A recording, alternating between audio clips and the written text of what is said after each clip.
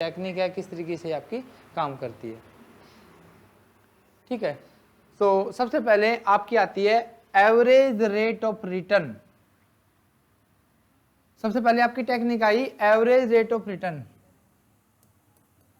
देखो इन टेक्निक्स को जो हम बांट रहे हैं दो बेसिस पे बांटते हैं, on the basis of accounting profit and on the basis of cash flow. जो मतलब अकाउंटिंग प्रॉफिट के बिहाफ पर हो कि आपने कितना प्रॉफिट्स कमाया है, वो तो कौन सी होती है, उसमें सिर्फ एक टेक्निक आपकी ARR हम यहाँ पर देखेंगे, अकाउंटिंग रेट ऑफ रिटर्न या एवरेज रेट ऑफ रिटर्न। कैसे निकलती है आपकी एवरेज रेट ऑफ रिटर्न? आपका निकालने का बिल्कुल आसान सा तरीका होता है। कैसे? आपकी इनिशियल इन्वेस्टमेंट क्या है, सबसे पहले हम ये देखेंगे आपने इन्वेस्टमेंट कितना कर दिया है, ठीक है, आपकी रिटर्न कितनी आ रही है आप ये देखोगे, और रिटर्न का कर लो एवरेज, यानी एवरेज रिटर्न कैसे कितनी आ रही है देखोगे। जैसे ईयर फर्स्ट है, सेकंड है और थर्ड है, इनमें जो रिटर्न आई, जैसे इसमें आई आपकी 10,000 रुपये, इसमें आपकी आई 12,000, इसमें मान लो आपके पास आ गई 8,000, इस तरीके से आई। और इसका जब आपने एवरेज किया तो वो आपके पास आ गया 3, मतलब 10,000, 3 ईयर से आपने डिवाइड कर दिया, 10,000 आया। आपने इन्वेस्टमेंट जो की थी वो की थी 50,000 की। तो अगर आपको निकालना हो क्या एवरेज रेट ऑफ रिटर्न, तो बिल्कुल आसान सा तरीका है, क्या, जो आपका रिटर्न आ रही है आपकी एवरेज इनकम या रिटर्न, उसको डिवाइड कर दो इससे इन्वेस्टमेंट से। अब क्या आपके पास ये है आपका 10,000 डिवाइड में 50,000, और ये आपके पास आ गया 0.20 और 20%, यानी आपने उस प्रोजेक्ट से 20% कमाया। ये आपका क्या निकल गया एवरेज रेट ऑफ रिटर्न। हाँ जी, आ गया समझ में? हाँ जी स्टूडेंट, आ गया ना? तो ये था आपका ARR, बिल्कुल आसान सी एक टेक्निक है, लेकिन इसकी लिमिटेशंस है। पहली बात तो ये अकाउंटिंग प्रॉफिट के बिहाफ पर है।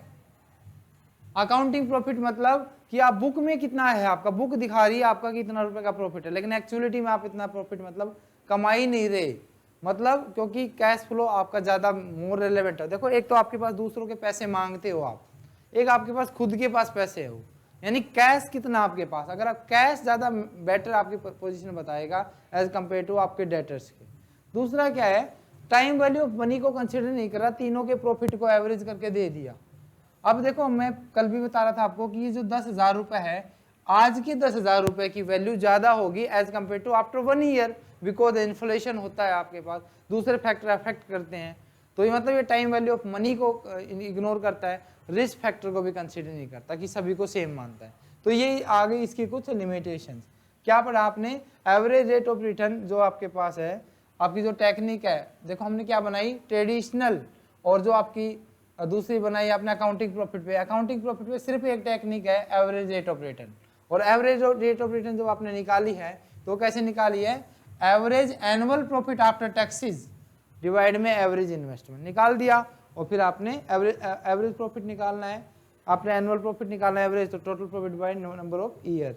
ठीक है, अब इसका एक डिसीजन रूल देखो, अगर आपकी एवरेज रेट ऑफ रिटर्न आपकी कॉस्ट से ज्यादा आ रही है, मतलब अभी आपने देखा वहां पर 20% आपकी रिटर्न आ रही है, कॉस्ट मान लो 10% की है, तो आप प्रोजेक्ट को एक्सेप्ट कर लोगे, यानी पैसा आप लगाओगे प्रोजेक्ट में।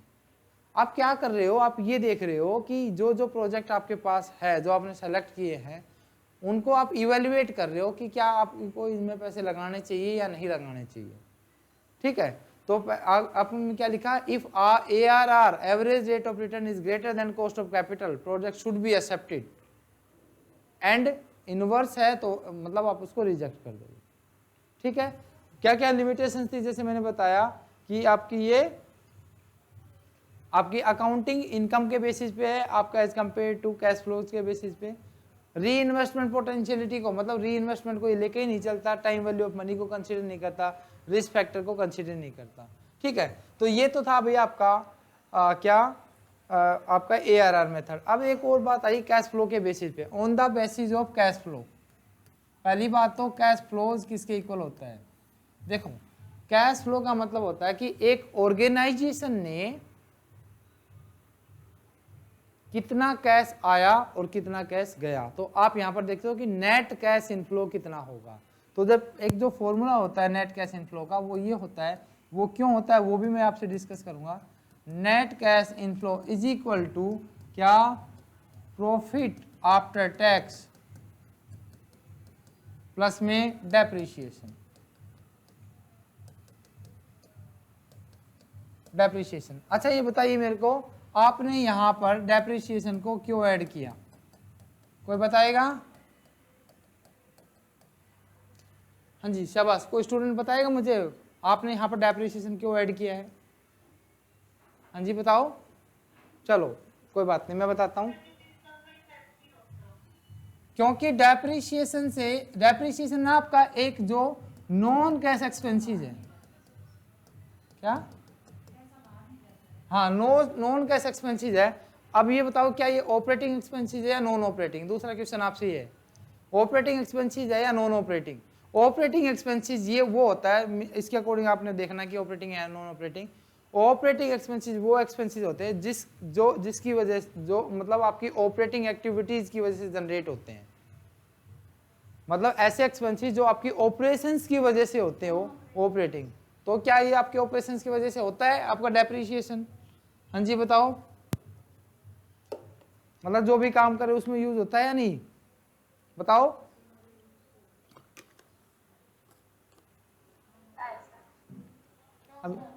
अभी आप देखो ये एलईडी लगी हुई है आपके आगे, ये जो आप डिजिटल बोर्ड यूज कर रहे हैं। अब जैसे जैसे मैं इसको यूज कर रहा हूँ, पहले तो मेरा ऑपरेटिंग एक्टिविटी क्या, अपना स्टडी का काम है। अब मैं स्टडी कर रहा हूँ तो ये यूज हो रहा है, और यूज हो रहा है तो इसकी वैल्यू भी कम हो रही है। इसका मतलब क्या है कि इस पर डेप्रिसिएशन लगेगा। और डेप्रिसिएशन किस वजह से लग रहा है, मतलब इस पर जो एक्सपेंसिव लग रहा है किस वजह से, जो कि मैं पढ़ा रहा हूँ यहाँ पर, इसलिए इसका यूज हो रहा है। तो ये क्या हुआ आपका depreciation, non cash but operating, operating expensive. आपने जब P&L बनाया था तो उसमें आपने इसको चार्ज किया था अगेंस्ट प्रॉफिट, इसीलिए तो किया था क्योंकि ये आपका ऑपरेटिंग एक्सपेंसेस है। डेबिट द, आपने वो जो नॉमिनल अकाउंट का रूल पढ़ा है, debit the all expenses and losses, तो उसी के अकॉर्डिंग आपका डेबिट में आया था ये, ठीक है। तो ये आपने क्या कर दिया, डेप्रिसिएशन को ऑपरेटिंग एक्सपेंसेस में डाल दिया। स्टूडेंट क्लियर हो गया? अभी बताओ। आपने इसको इसलिए डाल दिया क्योंकि इससे नॉन कैश एक्सपेंसेस है बट आपका ये ऑपरेटिंग एक्सपेंसेस है, नॉन कैश है बट ऑपरेटिंग है। प्रॉफिट कम कर दिया था इसने आपके ऊपर, लेकिन आपका कैश कम नहीं किया था, इसलिए आपने इसको वापस ऐड कर दिया। प्रॉफिट आफ्टर टैक्स तक पहुंचने के लिए कैसे जाते हो आप, ये प्रोसेस होती है आपकी EBIT, यानी ये हुआ आपका ऑपरेटिंग प्रॉफिट, जो आपकी प्रॉफिट एंड लॉस ने निकाल के दिया। फिर आपका आता है इंटरेस्ट, फिर आपके पास आ जाता है EBT, अर्निंग बिफोर टैक्स। फिर पे करते हो टैक्स, क्योंकि टैक्स भी आपसे भी कैश का आउटफ्लो होता है, इससे भी आउटफ्लो होता है। फिर आपके आ जाता है प्रॉफिट आफ्टर टैक्स, है ना। प्रोसेस में अगर आप चलोगे तो प्रेफरेंस डिविडेंड आता है और बाकी सारी चीज़ आती है, लेकिन आपका जो प्रॉफिट हुआ, आपका नेट कैश इनफ्लो हुआ, वो ये हुआ प्रॉफिट आफ्टर टैक्स प्लस में डेप्रिसिएशन। कैश कम हो गया था, कैश कम नहीं हुआ था, प्रॉफिट कम हो गया था, सो इसलिए आपका हुआ प्रॉफिट आफ्टर टैक्स प्लस में डेप्रिसिएशन। कैश फ्लो समझ में आ गया स्टूडेंट सभी को? हाँ जी कैश फ्लो आ गया ना, चलो बहुत अच्छे। अब आगे देखिए, इसके बेसिस पे आपका पे बैक पीरियड मेथड। पे बैक पीरियड क्या बताता है आपको, पे बैक, देखो आपका ये on the basis of cash flow first method है जिसका नाम है पे बैक पीरियड, और ये आपका ट्रेडिशनल मेथड है, नॉन डिस्काउंटिंग मेथड है। नॉन डिस्काउंटिंग, डिस्काउंटिंग का मतलब होता है कि टाइम वैल्यू को ये कंसीडर नहीं करती है मेथड। ट्रेडिशनल कह सकते हो या आप क्या कह सकते हो, नॉन डिस्काउंटिंग। पे बैक पीरियड, पे बैक पीरियड का मतलब ये है जो आपने पैसा लगाया बिजनेस में वो आपको कितने टाइम पीरियड में वापस हो जाएगा, पे बैक पीरियड में, ठीक है। फॉर एग्जांपल आपने लगाया 1 लाख रुपए, हाँ जी ठीक है, बिजनेस में इनिशियल इन्वेस्टमेंट कितनी है, 1 लाख रुपए, ठीक है। और जो उसकी रिटर्न आ रही है वो इस तरीके से आ रही है आपकी 20,000 पर एनम, हर साल 20,000 रुपए। तो इसका बताओ पे बैक पीरियड क्या होगा, हाँ जी बताओ, आपका ये 1 लाख रुपए कितने साल में रिकवर हो जाएंगे? हाँ जी स्टूडेंट बताओ, शाबाश बताइए। 5 ईयर में हर साल 20,000 आए तो 5 साल में आए। फॉर्मूला क्या बना पे बैक पीरियड का? इनिशियल इन्वेस्टमेंट डिवाइड में एनुअल कैश फ्लो। देखो हर साल आपके पास 20,000 आ रही थी, यानी ये तो आपका केस बना जब आपका कैश फ्लो आपका इक्वल हो, when cash inflow are equal. अगर इक्वल है तो आप ये लगा दोगे, अगर आपका कैश इनफ्लो अनइक्वल हो तब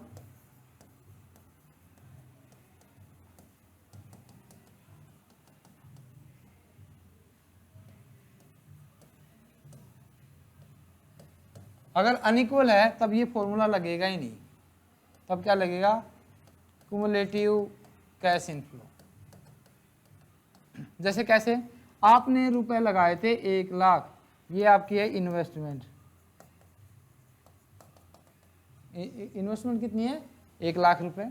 अब आपकी जो रिटर्न आ रही है वो इस तरीके से आ रही है, year first, second, third, fourth, fifth, six, seventh, eighth. ठीक है, फर्स्ट ईयर में आपके पास आ गए 30,000 रुपये, सेकेंड ईयर में 40,000 रुपये, थर्ड ईयर में आपके पास आ गए कितने, मान लो 20,000, फोर्थ ईयर में आपके पास आ गए 60,000। ठीक है, फिफ्थ ईयर में आपके पास आ गए 40,000 रुपये, सिक्स्थ ईयर में आए आपके पास 50,000, फिर आए 70,000 और फिर आपके पास मान लो 30,000 रुपये, 30,000। अब तब ये ऐसा ये फॉर्मूला लग ही नहीं सकता, एवरेज नहीं करना आपने, कभी आप एवरेज करने लग जाओ तब आपका फॉर्मूला लगेगा क्युमुलेटिव कैश इनफ्लो। तब कौन सा लगेगा? क्युमुलेटिव आपका कैश इनफ्लो। कैसे लगेगा? देखो फर्स्ट ईयर में 30,000 रुपये रिकवर हो गए, सेकेंड ईयर तक कितने हो गए? 70,000, और थर्ड ईयर तक आपके 90,000, है ना, और फोर्थ ईयर में आपको रिकवर हो जाते हैं 1,50,000 रुपये। हमें तो पूरा एग्जैक्ट टाइम पीरियड चाहिए, तो पहले 3 साल में कितने हुआ? 90,000, तो पहले तो टाइम पीरियड हो गया 3 ईयर्स। ठीक है, उसके बाद क्या हुआ आपके पास? जो चीज आई आपके पास कि हमें ना सिर्फ और सिर्फ पूरा एग्जैक्ट 1 लाख रुपए चाहिए। 60,000 रुपए कमाए आपने 12 महीने में, आपने 90 यहां तक कमा ली है। 10,000 रुपए कितने महीने में कमा लोगे बताओ? पर महीने 5,000 हो गए, तो 10 महीने के 10,000 2 महीने में हो गए, तो आपके पास आया 3 ईयर्स 2 मंथ आपका क्या हो गया? पे बैक पीरियड। समझ में आई बात आपको? जब अनइक्वल कैश फ्लो हो तो टोटल करके देख लो। हाँ जी स्टूडेंट, ये ऑनलाइन आपको समझ में आ गई ये बात? वही है ना। तो अगर पे बैक पीरियड आपकी जो टेक्निक है, पहले तो आपने पढ़ा है ARR। ARR आपकी अकाउंटिंग प्रॉफिट के ब्याह पर है, कैश फ्लो के ब्याह पर नहीं है। सबसे बड़ी लिमिटेशन सी उसकी वो हो गई थी, time value of money consider नहीं किया, रिस्क फैक्टर को कंसीडर नहीं किया। पे बैक पीरियड आपकी ट्रेडिशनल है, और ट्रेडिशनल का मतलब है कि जो टाइम वैल्यू ऑफ मनी को कंसीडर ना करे और रिस्क फैक्टर को कंसीडर ना करे। और इसकी लिमिटेशंस क्या बनी पे बैक पीरियड की? देखिए, आपने निकालना सीख लिया कि कैसे कैसे निकाल। ये फोर्थ ईयर में कितना कमाया आपने? 60,000। 60,000 हुए 12 महीने के, एक महीने का कितना हुआ? 5,000, और 2 महीने में कितने कमा लिया आपने?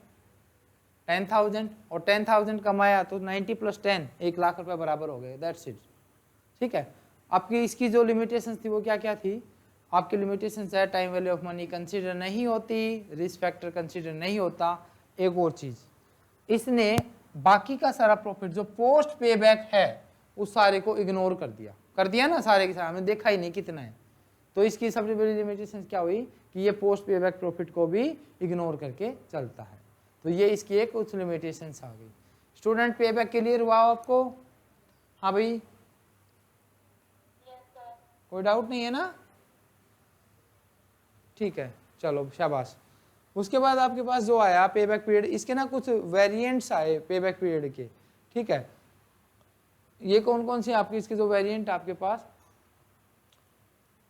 पोस्ट पे बैक प्रॉफिटेबिलिटी मेथड, पोस्ट पे बैक का देखा आपने, तो अभी तक तो आपने जो पीछे पढ़ा है उसमें आपने ये देखा था कि इसमें पे बैक का कितना है। अब ये जो पोस्ट पे बैक है ये इसके भी यहाँ पर देखता है कि पोस्ट पे बैक में वेरिएंट आ गए इसके, पोस्ट पे बैक का प्रॉफिट का एवरेज कितना आया, रिटर्न कितना आया। तो जिसका ज़्यादा आया, अच्छा इसका डिसीजन रूल क्या होता है पे बैक का, जिस भी प्रोजेक्ट का पे बैक पीरियड सबसे कम होगा उसमें पैसे लगाओ, क्योंकि जल्दी रिकवर हो जाएगा पैसा।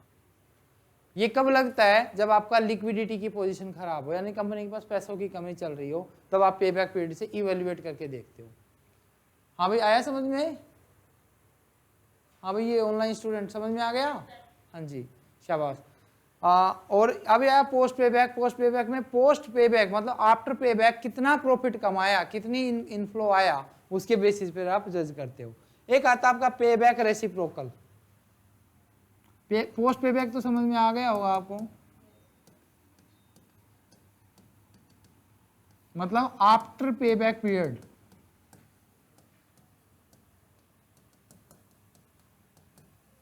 कितने प्रॉफिट होते हैं, ठीक है। आइए जिसके ज्यादा प्रॉफिट हो गए वो एक्सेप्ट हो जाएगा। आपका एक पढ़ा आपने क्या, पे बैक रेसिप्रोकल, पे बैक रेसिप्रोकल। ये क्या कहता है पे बैक रेसिप्रोकल? ये कहता है, इसका जो फॉर्मूला होता है 1 डिवाइड में पीबी, बिल्कुल सिंपल सा, आपने किस रेट से आपका कैश इनफ्लो आया है बस वो निकाल देता है। जैसे एक आपने क्वेश्चन निकाला था ऊपर कि वो जो पे बैक पीरियड आया था वो क्या आया था, पे बैक पीरियड आया था 5 ईयर्स, है ना, 5 ईयर्स आया था ना। तो बस सिंपल सा लिख दो 1 डिवाइड में 5 यानी 0.2 20 या और 20% की रेट से इसने कैश इनफ्लो निकाला।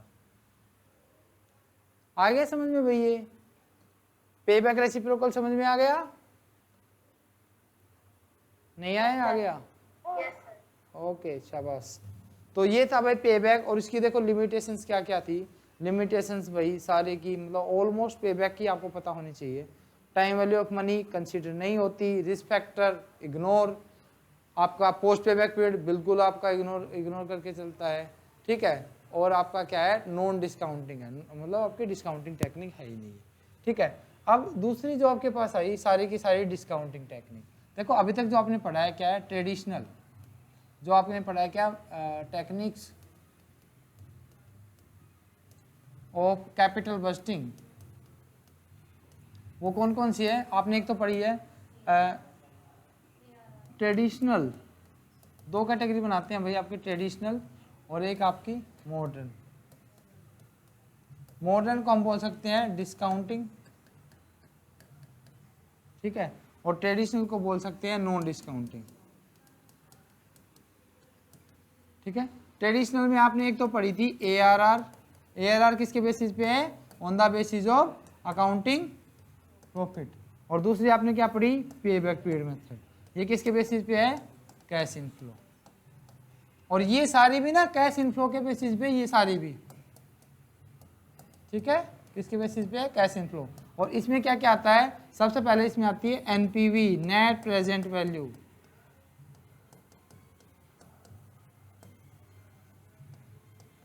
ठीक है। दूसरा आता है आपके पास PI, profitability index,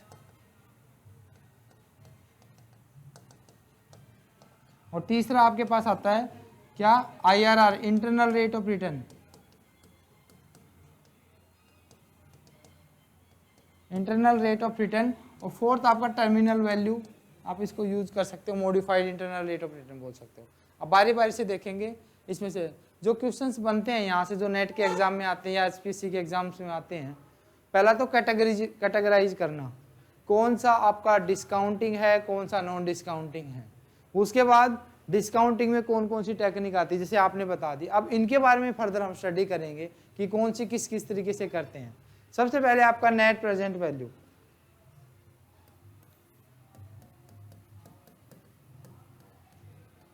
net present value कैसे निकलती है, डिस्काउंटिंग है। और डिस्काउंटिंग का मतलब ही ये है कि इसमें टाइम वैल्यू ऑफ मनी को भी कंसिडर किया जाता है और रिस्क फैक्टर को भी। और वैल्यू को डिस्काउंट करना आप सभी को आता है। मैंने ये कहा, अच्छा ये इसका क्या मतलब होता है, आपने सभी ने BCom में किया है, MCom में, कि जो 10% एक फैक्टर लेते हैं डिस्काउंटिंग फैक्टर, सभी को पता है ये सब चीज़ें कि डिस्काउंट फैक्टर 10%, 12%, 18%। और मैं मतलब 10% में मुझे कुछ वैल्यूज़ याद है इसलिए मैंने ये लिया आपका।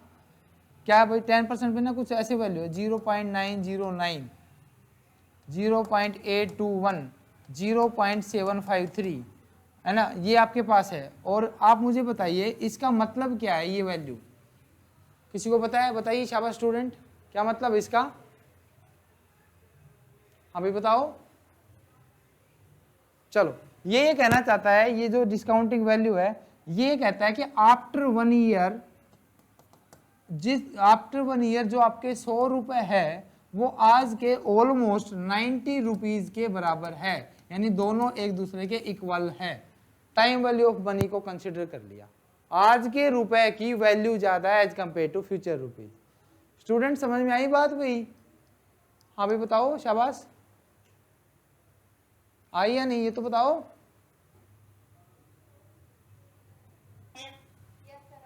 आ गई, ठीक है। अब ये तो हो गई फर्स्ट ईयर की। अब 2 ईयर के बाद देख रहे हो, मतलब आज के आपके 82 रुपीज, ये है आपकी प्रेजेंट वैल्यू, ये आपकी फ्यूचर वैल्यू।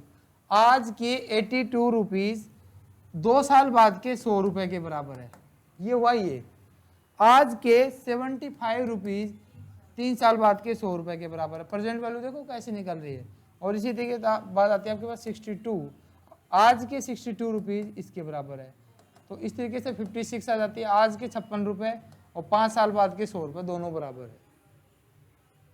प्रेजेंट वैल्यू होती है ऐसे निकलती है। और ये जो टेक्निक है सारी की सारी एनपीवी इसी के बेस पे आपकी काम करती है, ठीक है।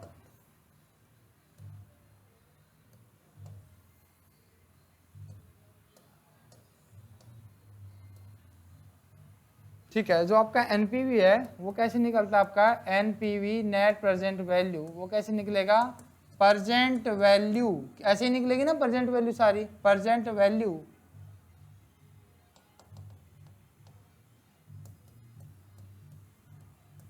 Present value of cash inflow, मतलब इनफ्लो मतलब जो भी पैसा आपके पास आ रहा है, माइनस में present value of cash outflow.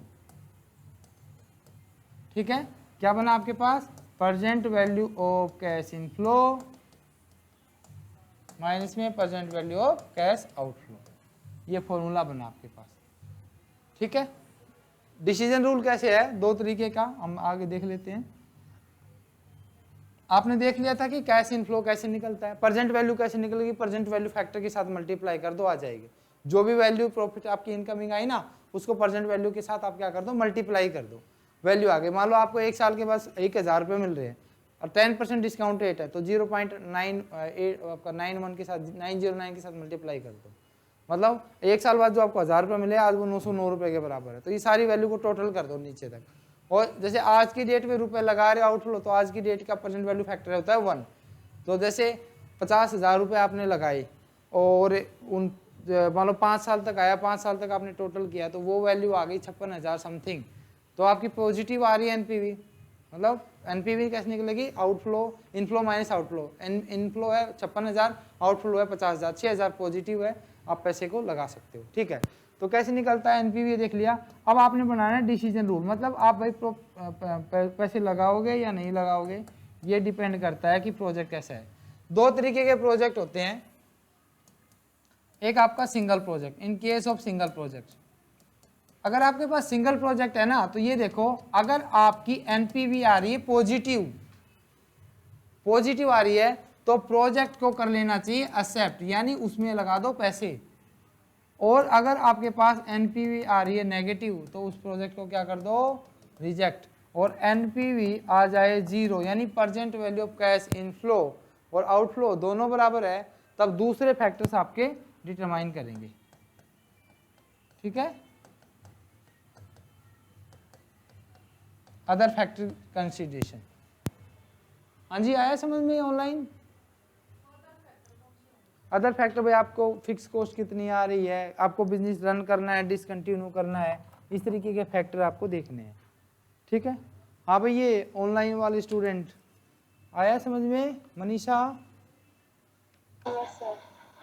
ठीक है, शाबाश। मंजू समझ में आ रहा है भाई? Yes sir. चलो बहुत अच्छे। ये तो था आपका सिंगल प्रोजेक्ट के केस में। आपके दूसरा आया म्यूचुअली एक्सक्लूसिव प्रोजेक्ट। कौन से होते हैं म्यूचुअली एक्सक्लूसिव प्रोजेक्ट, बताना। हाँ जी बताना कौन से होते हैं, कौन से होते हैं ऑनलाइन स्टूडेंट बताओ।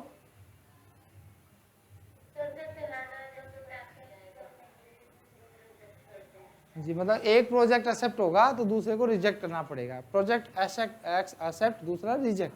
तो इसमें क्या होगा, project with higher NPV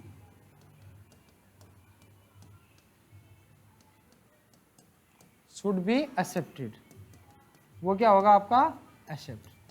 clear हो गई बात भाई आपको, जिसकी एनपीवी ज्यादा होगी वो प्रोजेक्ट आपका एक्सेप्ट हो जाएगा। कोई डाउट अभी तक भाई एनपीवी मेथड में। एफएम मैं फिर से बोल रहा हूं, एफएम बहुत ही आसान, इंटरेस्टिंग और मार्क्स सिक्योरिंग सब्जेक्ट है आपका। एटलीस्ट आपका नेट में जैसे 200 नंबर का काम आता है, तो यहाँ से आपके 24 26 का काम अकेले एफएम से आता है। दिन कितने लगेंगे, कल का दिन था और 8 दूसरा आज का और 10 दिन और 12 दिन में पूरी एफएम आपकी। और बिल्कुल आसान तरीके से, बिल्कुल जो ना समझ में आए वो पूछ लेना आपने। 12 नहीं 10 का नहीं है, टैक्स होता है वो 6-7 क्वेश्चन ही आते हैं। आपका लीगल होता है उसमें भी 5-6 क्वेश्चन आता है। मार्केटिंग स्टैटिस्टिक्स इकोनॉमिक्स और एफएम, मेनली 4 सब्जेक्ट से आपका पेपर बनता है। तो ये आपका सबसे बड़ा मतलब मेजर प्लेयर है आपका। इंटरेस्टिंग भी उतना ही है जितना आप समझोगे, है ना। तो अभी तक कोई डाउट नहीं है, मैं ऐसी उम्मीद करता हूं ताकि आपका कोई क्वेश्चन गलत ना हो एफएम में। हाँ जी ठीक है, अभी बताओ स्टूडेंट, ठीक है ना। ओके शाबाश। तो ये था म्यूचुअली एक्सक्लूसिव प्रोजेक्ट। अब हम इसकी लिमिटेशंस और वो देख लेते हैं। पहली बात तो आपसे कोई पूछे कि कैपिटल बस्टिंग का सबसे बेस्ट टेक्निक कौन सी है, तो वो एनपीवी है, क्योंकि ये डायरेक्टली बताता है कि कितनी वेल्थ को ऐड कर दिया। Best technique of capital budgeting is NPV, net present value, because it is directly related with the objective of wealth maximisation, कि वेल्थ मैक्सिमाइजेशन कैसे करना है उसे डायरेक्टली आपका रिलेट करता है। ठीक है, हाँ जी ओके। और उसके बाद आपके पास आया भाई क्या क्या आपके इसके बेनिफिट है। बेस्ट मेथड है वेल्थ मैक्सिमाइजेशन पे आपके पास है। डिसीजन रूल मैंने बता दिया है क्या क्या है। एडवांटेजेस क्या है, टाइम वैल्यू ऑफ मनी को कंसीडर करता है, सारे के सारे कैश फ्लो जितने भी अब लाइफ का होता है सभी को इंक्लूड करता है। और एक और बहुत इंपॉर्टेंट इसकी कैरेक्टरिस्टिक्स है, क्या, वेरिएबल डिस्काउंट रेट। अब देखो आप ऐसे कर सकते हो कि फर्स्ट ईयर में आपने 10% के हिसाब से डिस्काउंट रेट कर दी, सेकेंड ईयर में 15% के, थर्ड ईयर में 20% के, मतलब आप कैसे भी डिस्काउंट रेट लगा सकते हो। ये नहीं कि आपको सिर्फ 10% लगानी है, 20 लगा लो, 15 लगा लो, कैसी मर्जी है आपका, किसी ईयर में कैसे भी लगा लो। ठीक है, और relate with the wealth maximisation के ऑब्जेक्टिव से, ये आपने देख लिया। ये कुछ इसकी लिमिट बेनिफिट्स है कि टाइम वैल्यू ऑफ मनी को कंसीडर करता है, बेस्ट मेथड है, कैश फ्लो निकालता है पूरे का, वेरिएबल डिस्काउंट रेट अप्लाई होती है, वेल्थ मैक्सिमाइजेशन का ये मतलब रिलेटेड होता है शेयर होल्डर्स की वेल्थ के। ठीक है, अब इसके क्या क्या डिसएडवांटेजेस है भाई, ध्यान से देखो। एक तो हाँ थोड़ी सी अलग मतलब है इसी में से। हाँ जी, एक तो डिसएडवांटेजेस ये है कि अगर 2 प्रोजेक्ट है और दोनों के इन्वेस्टमेंट अमाउंट अलग है, प्रोजेक्ट की लाइफ अलग है 2 प्रोजेक्ट की, और अगर मान लो उसकी क्या बोलते हैं लाइफ भी अलग है, इन्वेस्टमेंट अमाउंट भी अलग है, तो ये प्रोजेक्ट आपका लगेगा, मतलब ये मेथड आपका सक्सेसफुल नहीं होता, तब प्रॉफिटेबिलिटी इंडेक्स लगता है, वो मैं भी थोड़ी देर में करके दिखाऊंगा आपको। ठीक है, दूसरा क्या आपके पास कि इनिशियल इन्वेस्टमेंट वाला मैंने बता दिया आपके पास कि जब आपके 2 प्रोजेक्ट आपके डिफरेंट हो तो भी नहीं लगता, लाइफ डिफरेंट हो तो भी नहीं लगता, इनिशियल अमाउंट हो तो भी डिफरेंट नहीं लगता। और एक आपका ये एब्सोल्यूट मेजर है। एब्सोल्यूट का मतलब रुपीज़ का रुपीज़ में आंसर देता है कि एक्चुअल में कितना रुपए ऐड किया वेल्थ में, ये नहीं बताता परसेंटेज में कितना, वाई से कितना रुपए ऐड किया, एब्सोल्यूट मेजर है ये आपका। ठीक है, और प्रॉफिटेबिलिटी जो होती है वो चेंज हो जाएगी अगर आपने डिस्काउंट रेट चेंज कर दिया। बिल्कुल ठीक बात है, अलग अलग डिस्काउंट रेट से करोगे तो मतलब अलग अलग डिस्काउंट रेट से करोगे तो वैल्यू भी चेंज होगी। 10% पे करोगे एज कम्पेयर टू 20%, तो 10% की ज़्यादा एनपीवी आएगी एज कम्पेयर टू 20%, तो ये भी आपका फर्क पड़ता है। तो इसके बाद आपके पास जैसे आता है पीआई, प्रॉफिटेबिलिटी इंडेक्स। दूसरा आता आपका क्या, प्रॉफिटेबिलिटी इंडेक्स। सना एनपीवी का फॉर्मूला बताना। हाँ जी सना बताओ क्या,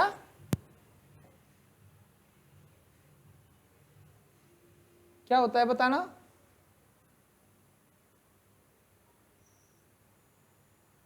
बता सना, नहीं बता, मंजू बता।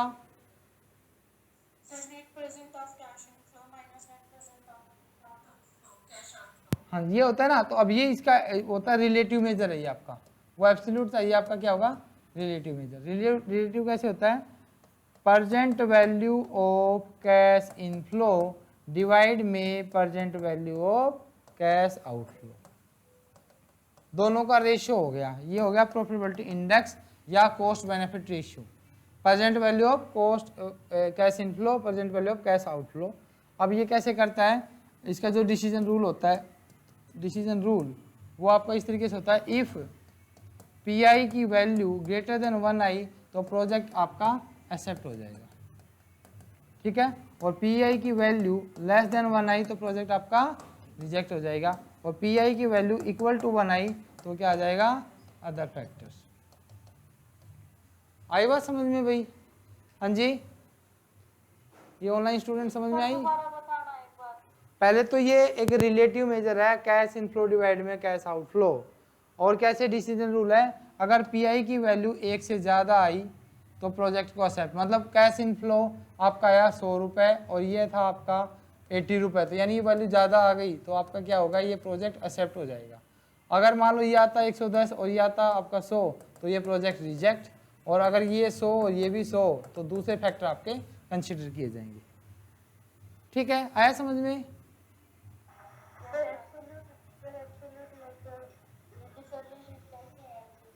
क्या बोल रहे हो, हाँ एब्सोल्यूट मतलब रुपीज का रुपीज, सेम यूनिट में रिजल्ट आ रहा है ना, जैसे आपने डिस्पर्जन में पढ़ा था।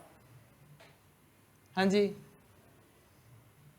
हेलो, और ये रिलेटिव में है, इसकी वैल्यू ना एक प्योर नंबर में आएगी तो रिलेटिव होगी, कोरिलेशन की तरह, ओके।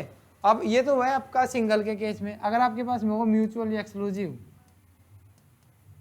आपके पास क्या है म्यूचुअली एक्सक्लूसिव, तब ये फॉर्मूला नहीं लगेगा, तब क्या फॉर्मूला लगेगा, तब आपका लगेगा, मतलब तब ये डिसीजन रूल नहीं होगा, तब होगा project with higher PI value project accept, ठीक है, आगे समझ में, हाँ जी अभी आगे समझ में, हाँ जी स्टूडेंट समझ में आ गया या नहीं, ओके। अब आपका ना एक बात याद रखना कि भाई कौन सा कब यूज करना है, देखो जब आपका इनिशियल इन्वेस्टमेंट अमाउंट डिफरेंट हो,